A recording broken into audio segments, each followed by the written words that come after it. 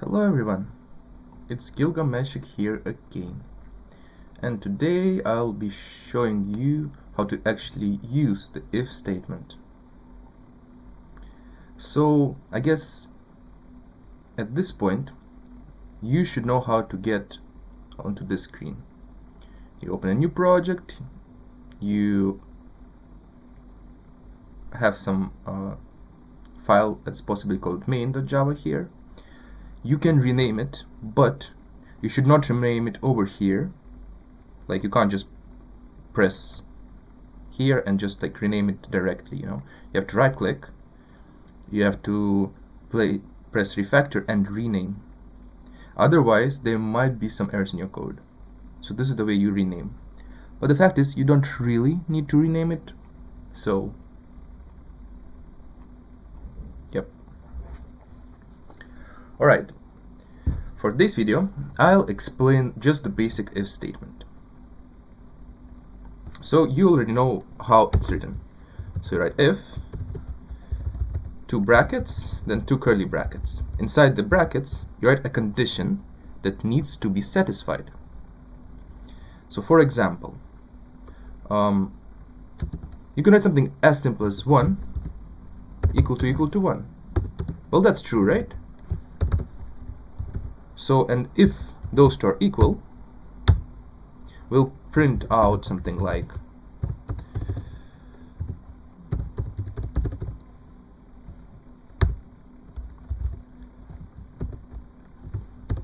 yes, 1 is equal to 1. Alright, now let's try to run the program.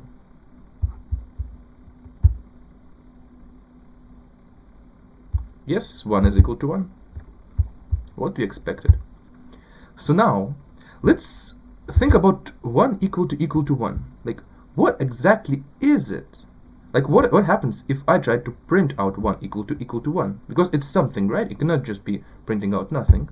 So let's do that next. So system.out.println, and over here I'll print 1 equal to 1.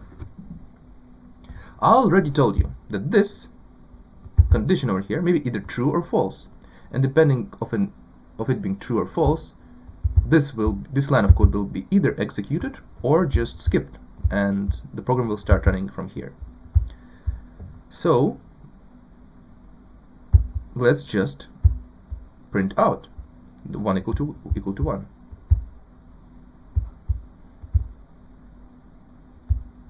And it prints out true.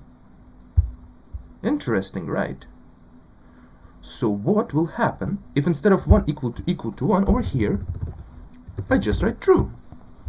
Now let's try it once more. And it's still the same thing. Why is that? This is because Java evaluates this condition either to true or false. So if you write either true or false over here, that will be completely legit. It will be writing the same thing as writing a condition that is true or a condition that is false. Okay, now let's try to print out a false statement. Println, and let's say 1 equal to 2. Well, that's not true, right? So it should print false. And that's what it does. So there are 2 things you should keep in mind. One is that this condition, the only thing it has to be is either true or false, and that this is printed out only in case this condition over here is true. So anything that the program will evaluate to either true or a false is legit here, like it can go there.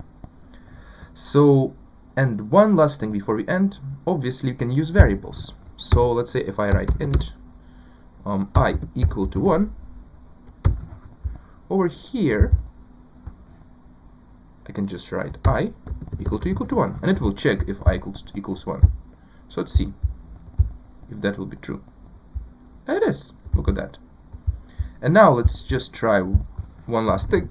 and that is just write a false over here, just to see that everything is working correctly. And it's not there, see? The first line does not get printed out. But you see there is also some error. You see it is underlined, because if you write false here directly, it will never get to this point, because like it will just won't. So I can just write I equal to 2.